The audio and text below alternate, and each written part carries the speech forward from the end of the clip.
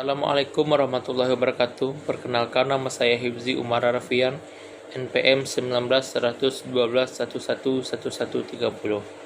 Pada kali ini saya akan menjawab ujian UAS Hukum Administrasi Negara dengan dosen pengampu Ibu Resma Bintani. Baik, langsung saja soal yang pertama. Sebutkan cara memperoleh kewenangan. Kewenangan dapat diperoleh dari 3 sumber, yaitu atribusi, delegasi, dan mandat. Kewenangan atribusi lazimnya digariskan melalui pembagian kekuasaan negara oleh undang-undang. Kewenangan delegasi dan mandat. Delegasi adalah pelimpahan wewenang pemerintahan dari satu organ pemerintahan kepada organ pemerintahan lainnya. Mandat terjadi ketika organisasi pemerintahan mengizinkan kewenangan dijalankan oleh orang lain atas namanya. Soal yang kedua. Apa yang dimaksud dengan keputusan tata usaha negara atau KTUN?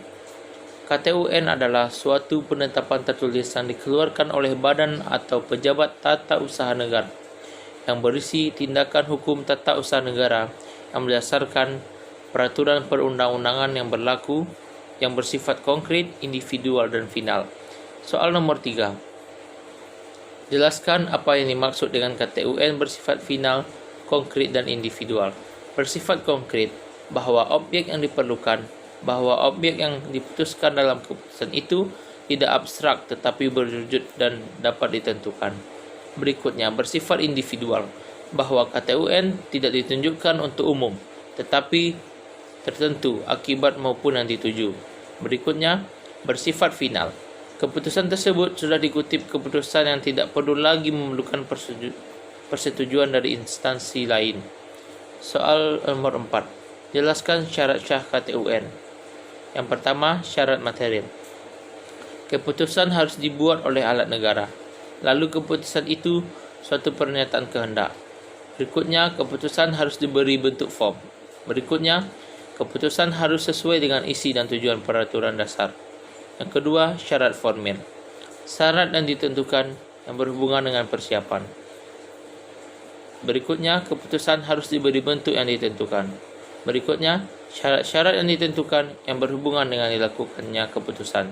Yang terakhir, jangka waktu yang ditentukan. Soal nomor 5. Jelaskan mengenai batal hapusnya KTUN. Yang pertama, batal mutlak adalah semua perbuatan yang pernah dilakukan dianggap belum pernah ada. Yang kedua, batal demi hukum. Yang pertama, semua perbuatan yang dilakukan belum pernah ada dan sebagian perbuatan dianggap sah. Yang ketiga, dapat dibatalkan adalah semua perbuatan yang dilakukan dianggap sah. Pembatalan berlaku semenjak dinyatakan batal. Soal nomor 6. Jelaskan mengenai perbuatan yang tidak termasuk KTUN.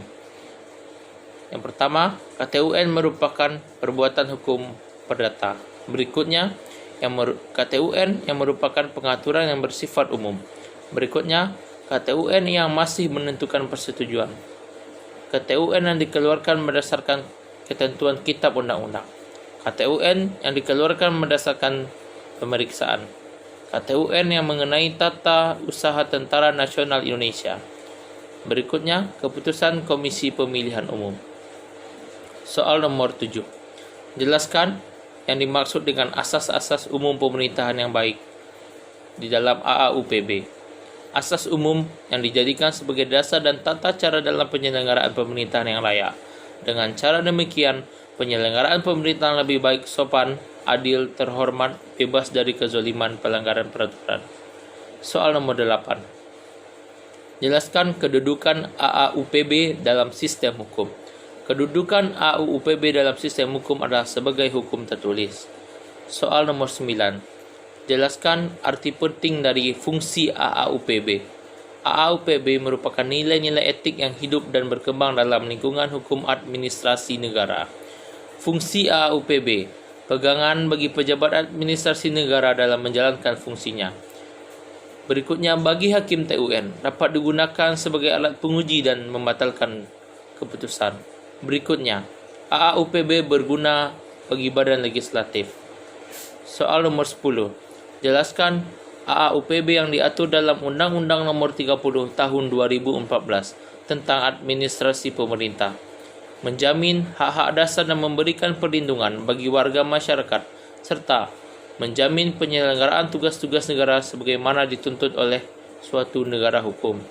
Baik, itulah jawaban UAS Hukum Administrasi Negara oleh saya.